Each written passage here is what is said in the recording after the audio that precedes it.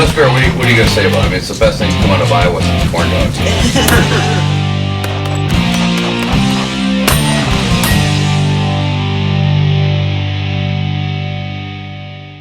The Colt 1911, the Colt Commander. To me, there's one thing that Colt does that no other gun can do, and that is say Colt on it. There's a great piece of American history in firearms right here in this particular gun. The 1911 screams history, Colt screams history, and the Commander style also screams history. So one of the guns we got a chance to take a look at was this Colt lightweight Commander. So with the aluminum alloy frame, it makes it light enough that you could carry it, but it would also make an excellent home defense gun. I mean, I'd be comfortable with this in my nightstand. So frankly, I just got into shooting single stack this year, so it's really the first time I had a chance to go out and shoot something different than the one that I've been shooting, which is I'll have to compare this against the stainless loaded because that's what I know. And I found it to be incredibly wieldable. It was super fun to shoot. I don't know, I would give this thing a thumbs up all day long. I really enjoyed this gun. All right, so this is the Colt lightweight Commander. Awesome gun. I gotta be honest with you, without shooting it, I'll tell you I love the pony. I feel pretty good carrying this, but see how she goes.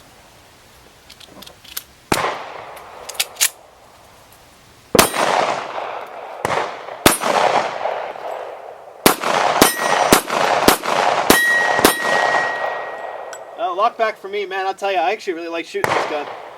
I just got into shooting the single stack this year, and I'm finding I love these guns, generally speaking, but this one's really nice too. It's light as hell, but it still handles the recoil really, really well. I think this would be a great defensive gun for like the home. Not sure if I'd carry a pistol this size and weight, but man, that was a lot of fun to shoot. Longtime fan of the 1911 myself. Hard to beat Colt for a sub $1,000 1911, and this is the first time I've shot an aluminum framed one in 45, and I was pleasantly surprised at how similar it was to a steel frame gun. A lot of people won't carry the steel frame guns because of the weight, so if you want to shave a little weight and still carry a medium to full size gun, this is definitely a solid choice for 45. Alright, the Colt Lightweight Commander. No secret that I'm a big fan of 1911s, and this particular variant has an aluminum frame which saves some of the weight off, and realistically it's probably more along the lines of something I would carry on a daily basis.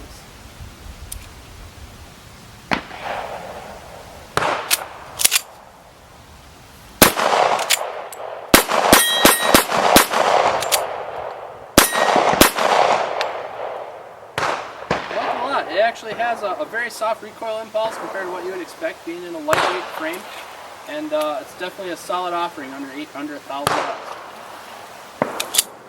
I was also really pleasantly surprised by this gun. I did not think I was going to like it. Yeah. You know, I thought it was going to be really snappy with that lightweight frame. It actually wasn't. It was fine. You know, it was very shootable. So even though the trigger's a little heavy, you know, notice that as soon as you start dry firing it, it weighs in at about 6.5 pounds, so a little more than what I'm used to with the 1911. As a defensive gun, you know, that actually makes some sense, you know, and to me this is definitely a defensive or carry gun. Yeah. And again, pleasantly surprised. It really is not that much snappier than a standard full steel 1911. Cool. Alright, going to try out this Colt Lightweight Commander. So this one has an aluminum frame, so it's a lot lighter than typical 1911 that you pick up. You know, shorter slide and barrel, I think 4¼ inches. So kind of meant more of a carry piece. I expected to have a little more recoil than you know, most of the 1911s I've shot before. The trigger is definitely on the heavy side.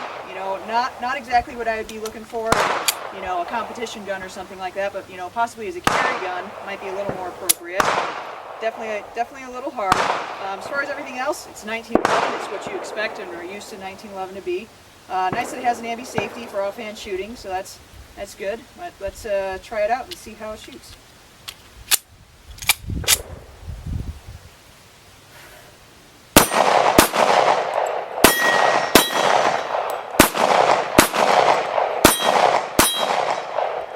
Lock back for me, so that's good. You know, definitely a little snappier than what you're used to, but not bad at all. You know, not as much as I was expecting, so that was a pleasant surprise.